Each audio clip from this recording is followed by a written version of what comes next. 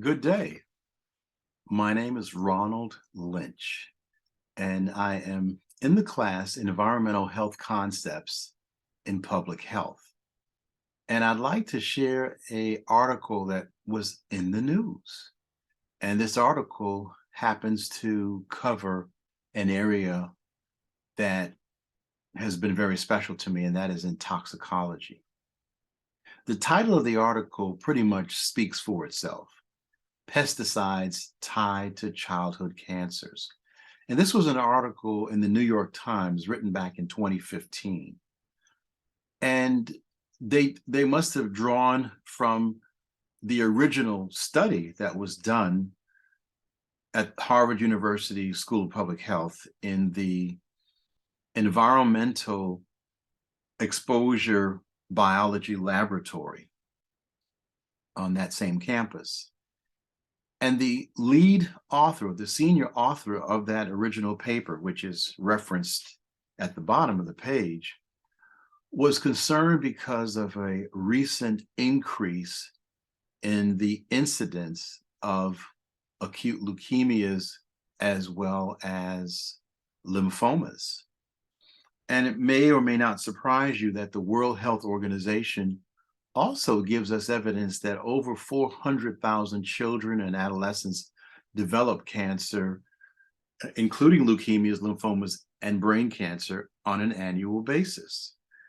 Well, not to be left out, the American Academy of Pediatrics tells us that the number one cause of disease-related death for children is still cancer. And they also concede that there is already sufficient epidemiologic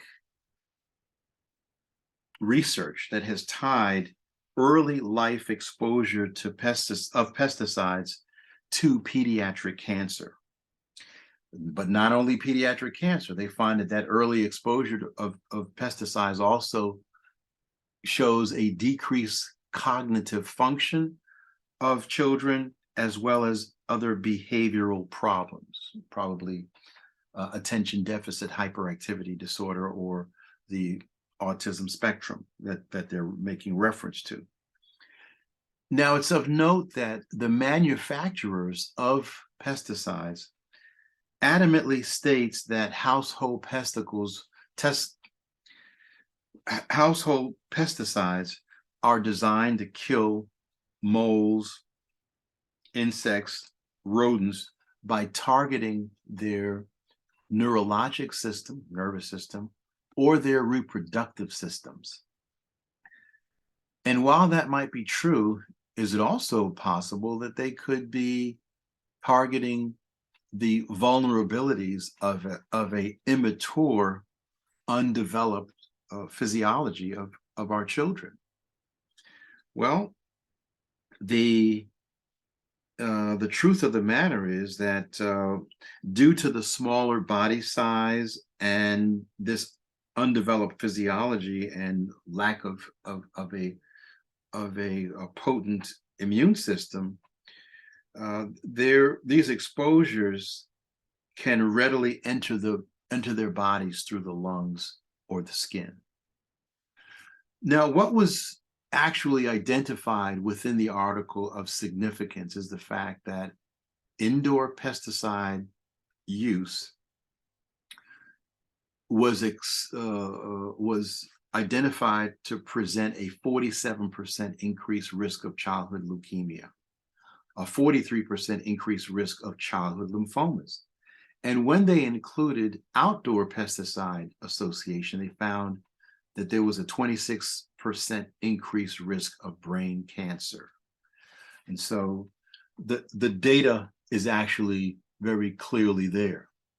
Now, some of the sources of these exposures to the children include professional pest control services, indoor flea foggers, flea and tick collars, and various ready-to-use roach and ant sprays. So I think the research was very clear. It it actually is rather strong. And what the bottom line is that as parents and guardians need to avoid the use of these dangerous toxicological uh, components anytime there are infants and toddlers that are in the home.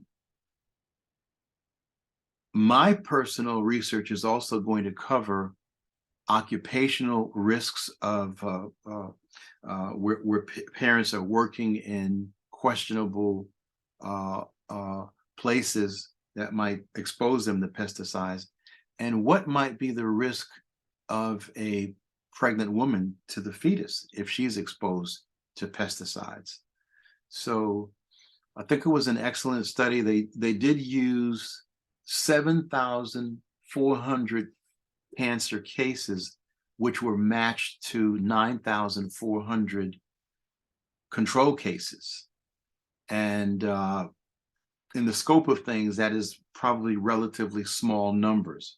But this and other related articles have been trying to tell us something, and we need to start using more green products, or at least products that are less toxic, so that our children will have a better chance of avoiding this most hideous disease. Thank you very much.